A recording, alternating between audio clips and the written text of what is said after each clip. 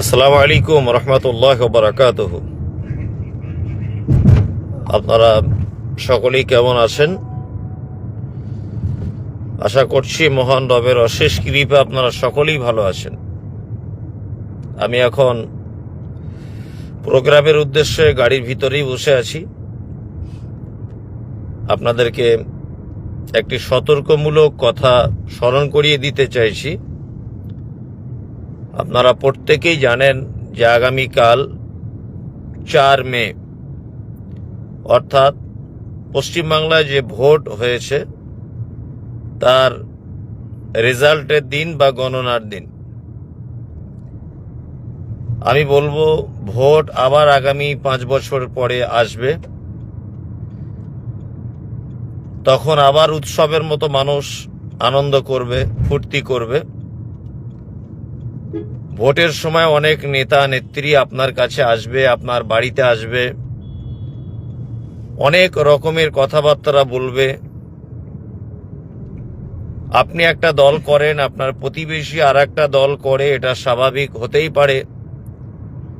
কিন্তু আগামীকাল আপনি যে দল করেছেন সে দল জিতে গেল, বিপক্ষে যে দল ছিল তাদের সমর্থক যারা, তাদের উপরে আপনি হামলা করবেন, তাদেরকে অকথ্য ভাষায় গালিগালাজ করবেন। এগুলো করবেন না। কারণ হচ্ছে যে সুন্দর বাংলাকে অশান্তিতে ভরপুর করবেন না। প্রত্যেকেই নিজ নিজ বাড়িতে অবস্থান করার চেষ্টা করবেন। কারণ আপনারা জানেন যে রাস্তাঘাটের যা অবস্থা আগামীকাল, তাতে করে কিছু জায়গায় হয়তো অশান্তি, ঝগড়া ইত্যাদি হতে পারে। ওই জন্য কালকে আমার মনে হয় বাড়িতে থাকাটাই ভালো হবে।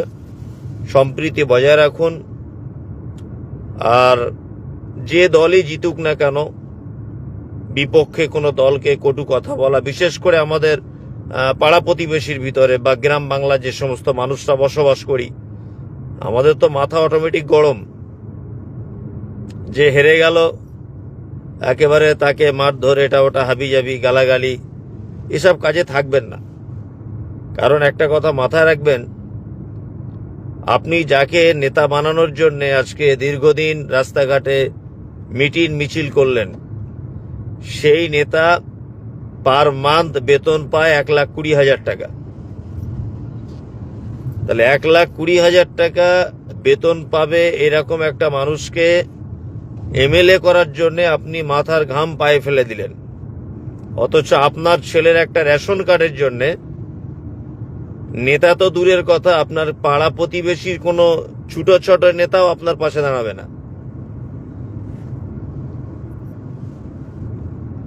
আপনি যাদের জন্য দরদরি করছেন, যাদেরকে নেতা বানাবার জন্য মারামারি করছেন, যাকে উচ্চ স্তরে পৌঁছে দেওয়ার জন্য আপনার প্রতিবেশীর সঙ্গে ঝগড়ায় লিপ্ত হচ্ছেন, অথচ আপনি যখন বিপদে পড়ে যাবেন ওই নেতার বাড়িতে কলিং বেলে সুইচ মেরে মেরে মেরে মেরে তবুও নেতা বার হবে না। ওই জন্য বলবো, পাড়া গ্রামে বা তার যারা শহরে যেখানেই থাকেন, কাউকে কিছু বলার দরকার নেই।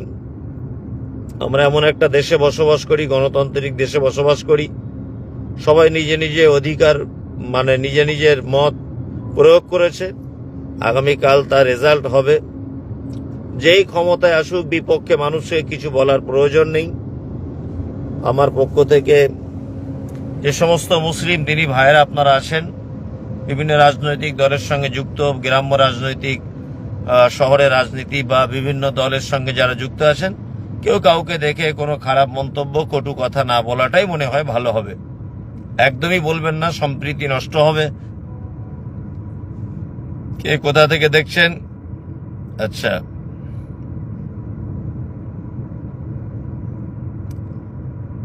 অনেকজন অনেক মন্তব্য করছেন যে ক্ষমতায় কারা আসবে, কি ব্যাপার। কারা ক্ষমতায় আসবে না আসবে এটা মানুষের মনের মধ্যে তো যাওয়া সম্ভব নয়। এখন মানুষ যাকে রায় দেবে সে আসবে, সমস্যা নেই। যে আসবে সেই মানুষ যাকে রায় দেবে সে আসবে। আর কে এলে ভালো হবে না হবে ওটা তো আমি বলতে পারি না, ওটা আপনি ভালো জানেন। আপনি যাকে ভোট দিয়েছেন সে এলেই সুবিধা হয় আপনার। আপনি যাকে ভোট দিয়েছেন সেই ক্ষমতা এলে আপনার সুবিধা হয়, আপনি তারই প্রত্যাশায় থাকুন। আরশাদ আলম, দক্ষিণ দিনাজপুর থেকে দেখছেন। আমার পেজ খুব একটা চলছে না এখন, পেজটা একদমই বসে গেছে, মানে আমি লাইভ কন্টিনিউ করতে পারছি না। তাই এখন আমি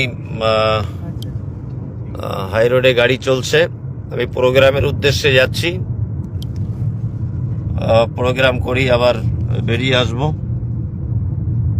আর বুঝতে পারছেন কালকে আগামী সেই 4 তারিখ ঐতিহাসিক, আগামী দিনের অপেক্ষায় প্রতিটা মানুষ রয়েছেন।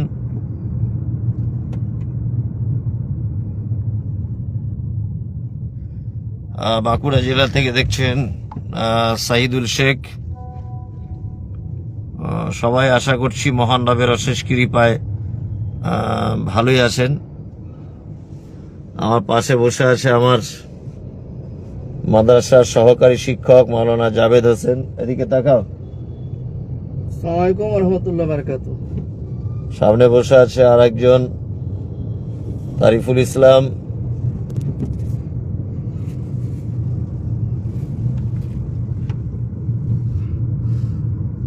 জি,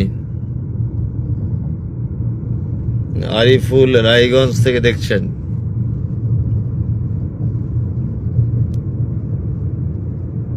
একটা গজল বলে যাবে।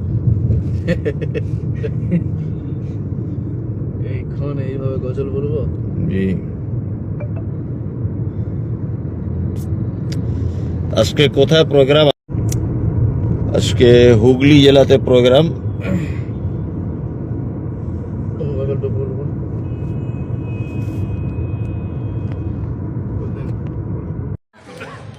আলহামদুলিল্লাহ রাব্বিল আলামিন, আর রহমানির রহিম,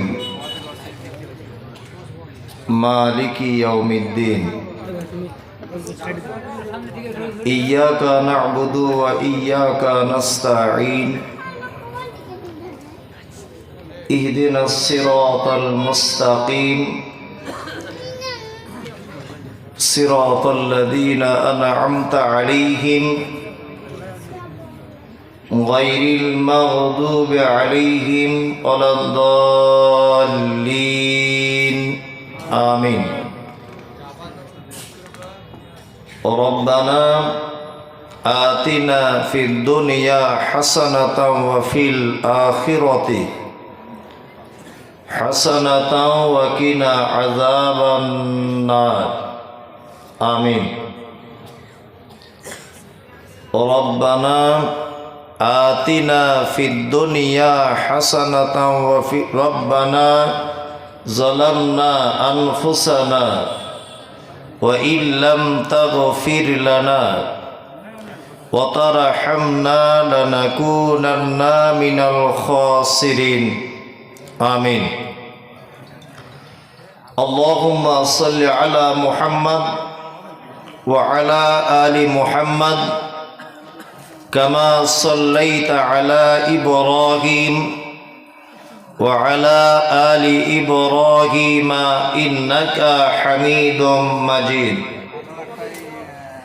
আল্লাহুম্মা বারিক আলা মুহাম্মাদিন ওয়া আলা আলি মুহাম্মাদ কামা বারাকতা আলা ইব্রাহিম ওয়া আলা আলি ইব্রাহিম ইন্নাকা হামিদুম মাজিদ। রব্বি ইশরাহ লি সাদরি ওয়া ইয়াসসির লি আমরি ওয়াহলুল উকদাতাম মিন লিসানি ইয়াফকাহু কওলি। রব্বি জিদনি ইলমা, রব্বি জিদনি ইলমা। وقال الله تعالى أعوذ بالله من الشيطان الرجيم يؤمنون بالله واليوم الآخر ويأمرون بالمعروف وينهون عن المنكر ويسارعون في الخيرات وأولئك من الصالحين আজকের জলসার সুযোগ্য নির্বাচিত যোগ্যতম সভাপতি, উপস্থিত আমন্ত্রিত উলামায়ে কেরাম ও অতিথিবৃন্দ, শ্রোতা হিসাবে যারা এসেছেন, চলে গেছেন, আসছেন, নারী পুরুষ আবাল বৃদ্ধ বনিতা নির্বিশেষে সকলকে জানাচ্ছি আন্তরিক শুভেচ্ছা, ভালোবাসা, প্রেম, মোবারকবাদ, ধন্যবাদ, সাধুবাদ, স্নেহাশিস যথাক্রমে শ্রেণীগতভাবে। আলহামদুলিল্লাহ, আমার পূর্বে যিনি বক্তব্য রাখছিলেন খুব জ্ঞানগর্ভ আলোচনা করছিলেন, কিন্তু দুর্ভাগ্য এটাই যে আমরা সকলেই শুনতে পছন্দ করি, সকলেই। কে কেমন ক্যাপাসিটিতে বলে, কার কণ্ঠস্বর কত সুন্দর, কার ভঙ্গিমা কেমন, এইগুলো আমরা বিশেষ করে লক্ষ্য রাখি, কিন্তু আমরা মান্যতার দিক দিয়ে অনেক পিছিয়ে। যাই হোক, আল্লাহ সুবহানাহু ওয়া তাআলা পবিত্র আল কোরআনুল কারীমে বলছেন, ইন্না নিশ্চয়ই আরাজনাল আমানাতা আলাস সামাওয়াতি ওয়াল আরদ, আমার এই আমানত অর্থাৎ এই পবিত্র আল কোরআন সর্বপ্রথম আমি এর দায়িত্ব দিতে চেয়েছিলাম আসমানের কাছে, তারপর জমিনের কাছে, তারপর পাহাড়ের কাছে। ফাআবাইনা আন ইয়াহমিলনাহা, তারা তিনজন ভয়ে ভীত হয়ে গেল। ওয়া আশফাকনা মিনহা ওয়া হামালাহাল ইনসান, তারা ভয় পাবার পরে পরই আমি এটা মানুষের কাছে দায়িত্ব দিয়ে দিলাম, আর মানুষ গ্রহণও করলো। কিন্তু যাদেরকে দায়িত্ব দেওয়া হলো, এদের দুটি চরিত্রের কথা আল্লাহ সুবহানাহু ওয়া তাআলা অত্র আয়াতে বলছেন, জালুমান জাহুলা। যাদেরকে পবিত্র আল কোরআনের দায়িত্ব দেওয়া হয়েছে, এদের আবার দুটি দিক। এক, এরা জালেম আর এরা জাহেল। জালেমকে, জালেম হচ্ছে সেই ব্যক্তি যে এটাকে অধ্যয়ন করে কিন্তু মান্যতা দেয় না। আর জাহেলকে, জাহেল হচ্ছে সেই মানুষ যে এটাকে অধ্যয়ন করার চেষ্টাই করে না। এক কথাতে জাহেল সেই লোক যে কোরআন মাজিদ পড়ে না, জাহেল সেই লোক যে এটাকে কখনো বোঝার চেষ্টা করে না, জালেম সেই লোক যে লোক এটা বোঝার পরে মেনে নেয় না, এ হচ্ছে জালেম। আমাদের ভিতরে কিন্তু দুটো গুণই আছে, আছে না? দেখুন, আপনি অবাক হবেন, অনেক মানুষ বলে যে বক্তারা শুধু কোরআন হাদিস বলবে, শুধু কোরআন হাদিস বলবে। কোন বাপের বেটা আছে বক্তা সারা পশ্চিম বাংলাতে যে 2 ঘন্টা তাকে টাইম দেওয়া হবে শুধু বুখারী হাদিস বলে যাবে? কে আছে? আসুক তো দেখি এখানে। কোন বাপের বেটা আছে যে 2 ঘন্টা 2.5 ঘন্টা টাইম আর শুধু কোরআনের আয়াত বলে যাবে? আসুক তো এখানে দেখি। না, অনেক কিছু দিয়ে মানুষকে বোঝানো যায়। কি বললাম বুঝলেন? আমি কিছুদিন আগে মক্কাতে ছিলাম, তা ওখানে গিয়ে আমি কিছু শিক্ষা পেয়েছি, আপনাকে বললে আপনার উপকার হবে। এক, মদিনার মক্কার প্রতিটা মসজিদে, যারা এখানে হাজী সাহেব আছেন জানেন, একটা একটা মসজিদে মিনিমাম 1000 কোরআন মাজিদ রাখা আছে। হাজী সাহেবরা জানেন, আর যারা সৌদি আরবে কাজ করতে যান তারা জানেন। আর মসজিদে নববীতে মনে হয় 2-5 লক্ষ কোরআন মাজিদ রাখা আছে। ঠিক বলছি যারা গেছেন? একদম। সৌদিয়ানদেরকে দেখছি মসজিদে সালাত আদায় করে সাথে সাথে কোরআন মাজিদ তেলাওয়াত করছে, সাথে সাথে। আমি মনে মনে ভাবলাম যে এদের এত বরকত কেন, মক্কা মদিনা এত বরকত কেন, এদের এত টাকা পয়সা কেন? তার একটা কারণ, এরা দুটো জিনিসকে খুব ভালো করে বুঝে গেছে। এক, ওদের এত সম্পদ, তার মূল কারণ হচ্ছে দান। দান করলে যে সম্পদ বাড়ে তার দৃষ্টান্ত মক্কা মদিনা অর্থাৎ আরব কান্ট্রিগুলো দেখলে বোঝা যায়। কি বললাম বুঝলেন? হাজী সাহেবরা মক্কাতে তাওয়াফ করে বার হচ্ছে, বাচ্চা বাচ্চা ছেলেরা পানির বোতল নিয়ে স্কুল ব্যাগে করে হাজী সাহেবদেরকে দিচ্ছে ফ্রিতে। বিরিয়ানি বিলি করছে ফ্রিতে। কত খাবে হাজী সাহেব? খাও। আর বাঙালি হাজী সাহেবরা ঝাঁপিয়ে পড়ছে, মানে তো জীবনে ফ্রি মাল পাইনি।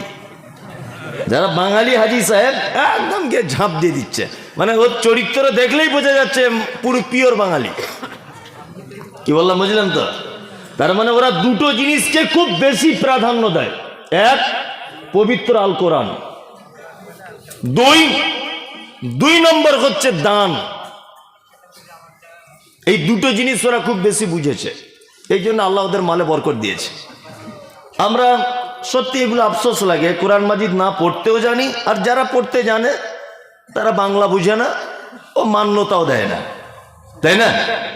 আজকে জাতির কোন জায়গায় অসুখ শুধু বক্তব্য দিলে হবে না, জাতির অসুখগুলোকে ধরতে হবে, চিকিৎসা করতে হবে। যে সমস্ত জলসাতে বইয়ের দোকান বসে, বইয়ের দোকানদারকে জলসা শেষ করার পরে জিজ্ঞাসা করবেন আপনার টোটাল বেচা কেনা কত, কটা বাংলা কোরআন মাজিদ বিক্রি হয়েছে, কটা দুয়ার বই বিক্রি হয়েছে। ও দেখবেন তার নিট ফল প্রকাশ করবে যে আজকে বেচা কেনা খুব খুব ভালো হয়েছে আলহামদুলিল্লাহ। কত না? 1300 টাকা। অথচ একটা জিলাপির দোকানদারকে জিজ্ঞাসা করুন, একটা বাদামওয়ালাকে জিজ্ঞাসা করুন ভাই বেচা কেনা কত, বলছে আজকে 30 মণ জিলাপি বিক্রি করেছি মিনিমাম। ভালো করে বুঝবেন, যে গ্রামে জলসা দিয়ে 2-4 লক্ষ টাকার বাদাম আর জিলাপি বিক্রি হয়, অথচ বই আইলার বৌনি কাস্টমার পর্যন্ত হয় না, এ জাতি কিয়ামত পর্যন্ত পরিত্রাণ পাবে না। কি বললাম বুঝলেন? যে জাতি 300 টাকা দিয়ে একটা বাংলা কোরআন মাজিদ কিনতে পারে না, বইয়ের দোকানদার মাছি কাটছে আর জিলাপির দোকানদার গুতোগুতি করছে কাস্টমার, এ জাতি কখনোই পরিত্রাণ পাবে না, সঠিক রাস্তা পেতে পারে না। পেতে পারে না। খুব আফসোস, সব জায়গাতে দেখছি মসজিদের কালেকশন হচ্ছে। আমি কিন্তু বক্তব্য শুরু করিনি, আল রেডি করছি চারিদিকে। এবার বলবো মেন কথা, হ্যাঁ, চারিদিকে আল ঠিক করে নিয়ে এবার মাঝখানে লাগাবো। সব মসজিদে দেখছি কালেকশন। কি কালেকশন? না কেউ বলছে কবরস্থানের উন্নতি কল্পে, মসজিদের উন্নতি কল্পে, মাদ্রাসার উন্নতি কল্পে, আর কিছু যখন খুঁজে পাচ্ছে না তখন বলছে ইমানের উন্নতি কল্পে জলসা। কিছু খুঁজে পাচ্ছে না তো, বলছে ইমানের উন্নতি কল্পে। ভালো করে বুঝবেন, আমি যে কথাগুলো বলছি আপনি হয়তো হাসছেন, কথাগুলো কুইন্টাল কুইন্টাল ওজন, খুব কুইন্টাল। এই যে আপনাদের মসজিদটা আলহামদুলিল্লাহ খুব সুন্দর, খুব সুন্দর, মানে এত সুন্দর মসজিদ সহজে চোখে পড়ে না। খুব উপরে পিলিয়ারগুলো ডিজাইন খুব মারাত্মক ডিজাইন করেছে, সব দেখলাম। আবার ইমাম সাহেব বলছেন যে মেয়েদের নামাজ পড়ার ব্যবস্থা করতে হবে, তাই তো? এটাও একটা ভালো উদ্যোগ, সব কিছু ভালো। আচ্ছা, এত সুন্দর মসজিদ করে যদি ফজরের সময় 5টা লোক আসে, আচ্ছা বলুন তো এই জাতির কোনো উন্নতি হয়েছে বলে মনে হয়? হয়নি। প্যান্ডেল রেডি, বিয়ে বাড়িতে গরু রান্না রেডি, পোলট্রি রেডি, মাংস মাছ সব কিছু বিয়ে বাড়িতে রেডি, বর আসছে না। বর ফোনে বলে দিচ্ছে আমি বিয়ে করব না। আচ্ছা বলুন তো এই মেয়ের বাপের মাথায় বজ্রঘাত পড়বে কি পড়বে না? পড়বে। 12 লাখ টাকার মার্বেল পাথর লাগিয়ে কি লাভ? কি লাভ? মাটির মসজিদে নামাজ পড়লে কম নেকি, মার্বেল পাথরে বেশি নেকি, এরকম কোনো ব্যাপার আছে না। তা আপনি কেন মার্বেল পাথরের ব্যাপারে কেন এত আপনার ইন্টারেস্ট কিসের? মসজিদটা প্যারিস করতে হবে, আপনার এত ইন্টারেস্ট কিসের? হ্যাঁ, কেন? আপনার তো এই জায়গাটা আগে সুস্থ করা দরকার ছিল, যে ফজরে কি করে 2 কাতার নামাজি বানানো যায়, এইটা আপনার আগে ভাবা উচিত ছিল। উচিত ছিল না?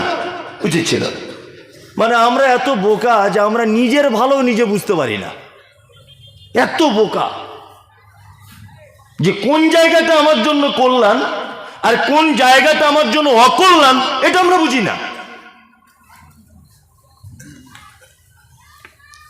বিনীত অনুরোধ, খুব জলসা শুনুন। আর আমরা প্রতিদিন জলসা করছি, এটা মানে একটা কি বলবো, গতানুগতিক একটা অভ্যাস, এরকম একটা ব্যাপার হয়ে গেছে। কি বললাম বুঝলেন? এতে করে সমাজ পরিবর্তন করা যাবে না। আপনি নিজের চিন্তা ভাবনা করুন, আর সব থেকে বড় কথা, বাংলা কোরআন মাজিদ পড়ুন বেশি বেশি করে। আল্লাহ সুবহানাহু ওয়া তাআলার ভাষা শুনুন। আবার আল্লাহ তাআলা বলছেন, নাহনু নাকুসসু আলাইকা আহসানাল কসাস বিমা আওহাইনা ইলাইকা হাযাল কোরআন। সারা পৃথিবীতে যত গদ্য পদ্য, উপন্যাস, কবিতা, আবৃত্তি, ছন্দ যা কিছু আছে, আল্লাহ তাআলা বলছেন কোরআনের থেকে শ্রেষ্ঠ কথা, কোরআনের থেকে শ্রেষ্ঠ গল্প আর পৃথিবীতে দ্বিতীয় কোথাও পাওয়া যাবে না। তার মানে যত কল্যাণ, যত মানে আপনার নেকি, যত ভালো কোথায় পাবেন? পবিত্র আল কোরআনে। আমি সেই কোরআন থেকেই আজকে আপনাদের সামনে ছোট্ট একটা সূরার বাংলা অনুবাদ করে দিয়ে আমি বাড়ি চলে যাব। ছোট্ট একটা সূরা। যদি বলছেন কি সূরা, আমি যদি বলি সূরা ফাতিহা, তা লোক কি বলবে জানেন? বলবি বাবা, কলকাতা থেকে ফাতিহা বলার জন্য আসতে হলো 4 চাকা গাড়ি করে, আমাদের এলাকায় মৌলী সাহেব কেউ নাই। এটা বলবে কি বলবে না? ফাতিহা বাবার জন্মে কি আমি শুনিনি? আমাদের ইমাম সাহেব বলে বলে পূর্ণ হয়ে গেল। গোলাম হোসেন, আরে এটাই তো আপনার সঙ্গে আমার ডিফারেন্স, এটাই। আর এটাই কোরআনের সব থেকে আশ্চর্য মজেজা। পৃথিবীতে একটা মাত্র কিতাব আছে যে একাধিকবার বললেও মানুষ বিরক্ত হয় না। হয় সোশ্যাল মিডিয়াতে দেখবেন কিছু কিছু জিনিস ভাইরাল হয়। কিছুদিন আগে ওই রানাঘাটের একটা পাগল মেয়ে ছেলে কি তেরি মেরি নাকি একটা গান বলেছিল, সোশ্যাল মিডিয়ায় ঢোকা যাচ্ছিল না। তারপরে এসেছিল বীরভূমের এক বাদাম কাকু, কাঁচা বাদাম, পাকা বাদাম, মানে বাদাম জমিয়ে দিয়েছে মোবাইলে, আর ঢোকা যাচ্ছিল না। ওকে আর দেখতে পাওয়া যায়? পাওয়া যায়? যায় না। তার মানে পৃথিবীর যত রঙ্গরস আছে, যত উপন্যাস, যত কবিতা, একদিনের বেশি, 2 দিনের বেশি, 5 দিনের বেশি ভালো লাগে না। একটি মাত্র কিতাবের বাণী আছে, তার নাম আল কোরআন। একাধিকবার তেলাওয়াত করলেও বিভিন্ন মানুষের কণ্ঠে বিভিন্ন রকমের স্বাদ পাওয়া যায়। যেদিন জন্ম হয়েছেন আপনি, বয়স 7 বছর, আপনার বাপের হাত ধরে মসজিদে যেতেন, ইমাম সাহেব আল্লাহু আকবার, আলহামদুলিল্লাহি রাব্বিল আলামিন বলতো না? আজ আপনার 60 বছর বয়স, সেই একই সূরা চলছে না? মনে মনে ভাবছেন মনে হয় আমাদের এই মুর্শিদাবাদে এই সূরাটা দিয়ে নামাজ চলে। তো দিল্লি যাই, দিল্লি জামে মসজিদে যান, একই। যারা মক্কা মদিনায় কাজ করতে গেছেন, নামাজ শুরু করে কি বলে? আলহামদুলিল্লাহ রাব্বিল আলামিন বলে কি বলে না? বলে। কোনোদিন কেউ বিরক্ত হয়ে বলেছে একটু কুলহ দিয়ে শুরু করো? আর কতদিন ফাতিহা দিয়ে চলবে? বলে না, কারো করার ক্ষমতা নেই। ফাতিহা এইটা যদি আলোচনা আমি করি, আমার টোটাল টাইম যদি 2 ঘন্টা হয়, 3টে আয়াত হবে, খুব জোর যদি হয় 2 থেকে 3টে। আপনি একটা একটা করে এবার শুনতে থাকুন, কেউ ব্যস্ত করিয়েন না এদিকে। হ্যাঁ, সবাই এদিকে অ্যাক্টিভ হয়ে থাকুন।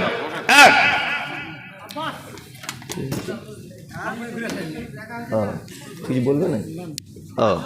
ফাতিহা আলহামদুলিল্লাহ পবিত্র আল কোরআনে সর্বপ্রথম অবতীর্ণ হয়েছে কোন আয়াত, কোন সূরার জানা আছে? কারা? কি? হ্যাঁ, সূরা আলাকের প্রথম 5 আয়াত। ইকরা বিইসমি রাব্বিকাল্লাযী খলাক, 5টি আয়াত অবতীর্ণ হয়েছে। নাম্বার 2, আর একটা প্রশ্ন আপনাকে করছি। আমি কিন্তু অল্প জ্ঞানের লোক, খুব অল্প সামান্য জ্ঞানের লোক, ওই জ্ঞানগুলোই বারবার নাড়াচাড়া করছি। পবিত্র আল কোরআনের একটি ছোট্ট সূরা আছে, যে সূরাটি 3 বার তেলাওয়াত করলে, পরিপূর্ণ কোরআন একবার তেলাওয়াত করলে যত নেকি হয় তখন নাকি তার আমলনামাতে দেওয়া হয়। কোন সূরা? ইখলাস। আপনারা তো ভালো টনটনে জ্ঞান আপনাদের, আলহামদুলিল্লাহ। তাহলে এবার আরেকটা ধরি, আবার বলছি। তাহলে পবিত্র আল কোরআনের সম্মান এবং মর্যাদা বেশি নেকি সূরা ইখলাস 3 বার পাঠ করে দিলেই টোটাল কোরআন মাজিদের নেকি পেয়ে যাচ্ছেন, তাই না? কিন্তু এই সূরাটাকে প্রথমে আনা হলো না, প্রথমে আনা হয়েছে কাকে? ফাতিহা। কারণ কি? কারণ হচ্ছে একটা, যে সূরা ফাতিহার ভিতরে আল্লাহ সুবহানাহু ওয়া তাআলা টোটাল পবিত্র কোরআন মাজিদে যা কিছু বলেছেন তার মূল কথাটা সূরা ফাতিহার ভিতরে লিপিবদ্ধ করে দিয়েছেন। আর সূরা ইখলাস শুধুমাত্র আল্লাহ সুবহানাহু ওয়া তাআলার মানে পরিচয় দেওয়া হয়েছে, এছাড়া আর কিছু নয়। সূরা ফাতিহার অনেকগুলি নাম আছে। একটা নাম হচ্ছে উম্মুল কিতাব। কি নাম? উম্মুল কিতাব। আরবিতে উম্মুন মানে মা। বাড়ি আমাদের মাকে আরবিতে কি বলা হয়? উম্মুন। উম্মুন মানে মা, তাই তো? আসলে উম্মুন শব্দের অর্থ হচ্ছে কেন্দ্রবিন্দু। ওই জন্য কাবাকে বলা হয় উম্মুল কুরা, অর্থাৎ কোরা মানে গ্রাম সমূহের কেন্দ্রবিন্দু। সারা পৃথিবীর মানুষ হজের মৌসুমে হজ করতে গিয়ে এক জায়গায় হয়, ওই জন্য কাবাকে কি বলা হয়? উম্মুল কুরা। আমার মা আরবিতে তাকে উম্মুন বলা হবে। আমার এক বেটা এক বেটি, আমার বেটার 2টো বেটা, তার বেটার 2টো বেটা। বলুন তো, যদি আপনি ব্যাকে ফেরত আসেন আস্তে আস্তে আস্তে আস্তে করে, তাহলে আমাদের ফ্যামিলির, আমার পরিবারের মূল কেন্দ্র কে? আমার মা, তাই না? আল্লাহ তাআলা নবী নাম বলছেন উম্মুল কিতাব, অর্থাৎ কিতাবের মা। তার মানে এই যে আপনাকে বলেছি, পবিত্র আল কোরআনে আল্লাহ তাআলা যা কিছু বলেছেন সব মূল কথাটা সূরা ফাতিহার পেটের ভিতরে ঢোকানো আছে। আর একটা এর নাম আছে সূরাতুশ শিফা, আরোগ্য দানকারী সূরা। সমস্ত রোগের ঔষধ সূরা ফাতিহা, তাই না? বিশ্বাস আছে এটা? আছে। ওই যে সাহাবায়ে কেরামগণ রাস্তা দিয়ে যাচ্ছিলেন, বিস্তারিত ঘটনা, একটা লোককে সাপে কেটেছে, সাহাবীরা সূরা ফাতিহা বলে ফুঁক দিয়েছে, লোকটা সুস্থ হয়ে গেছে। সাপে কাটা রোগীকে সূরা ফাতিহা বলে ফুঁক দিয়েছে, সুস্থ হয়ে গেছে। এ হাদিস শোনা আছে? কারা কারা শুনেছেন? সবাই শুনেছে, প্রচুর শোনা আছে বলছে একজন। আচ্ছা, আপনাদের এই গ্রামে কোনো লোককে সাপে কাটুক তো একটা মৌলভী সাহেব ফুঁক দিক, বিষ তো নামবে না, বরং ওর বিষ মাথায় উঠে ছটফট করে মারা যাবে। কারণ কি বলুন তো? ফাতিহা আছে, সেই মানুষগুলো আজ আর নেই, সে মানুষগুলো আজ আর নেই। আজকে সব তো 2 নম্বর, বাটপার, চিটিংবাজ, ঘুষ, মদ, জুয়া, মানে 2 নম্বরিতে ভর্তি। ভালো মানুষগুলো আজ আর নেই। তবে হ্যাঁ, এটা একদমই সত্য কথা, এই ঈমান রেখে যদি কেউ ফুঁক দেয় অবশ্যই কাজ হবে কি হবে না? হবে। প্রমাণ দেখুন, পবিত্র আল কোরআনের কিছু জিনিস আপনি যদি প্রমাণ করতে না পারেন, চ্যাটার্জি, ব্যানার্জি, মুখার্জি, হরিপদ, রাম, শাম, যদু, মধু, একজন সাধারণ মানুষের দ্বারাতেও সেটা প্রকাশ পাবে যে পবিত্র আল কোরআন সত্য। তার একটা প্রমাণ আপনারা দেখেছেন ইদানিং সোশ্যাল মিডিয়াতে, যা আপনাদের বহরমপুর থেকে শিয়ালদাগামী এই যে আপনার রেল লাইনটা আছে, রেল লাইনে একজন, রেলের ভিতরে একজন হিন্দু মহিলা, মাথাতে সিঁদুর দেওয়া আছে, তার বাচ্চাটা এত কান্না কাঁদছে, এত কান্না কাঁদছে, থামাতে পারছে না। একজন বোরকা পরা, চাদরওয়ালা, মুখ ঢাকা মহিলা আস্তে করে সেই মহিলাটার পাশে বসে বাচ্চাটাকে নিজের কোলে নিয়ে আয়াতুল কুরসি বলে ফুঁক দিয়েছে, সুস্থ হয়ে গেছে, বাচ্চার কান্না বন্ধ। একটা অলৌকিক ঘটনা সোশ্যাল মিডিয়াতে দেখতে পাচ্ছেন, দেখতে পেয়েছেন এটা? তার মানে বোঝা যাচ্ছে আজও ভালো মানুষ যদি থাকে কাজ হবে।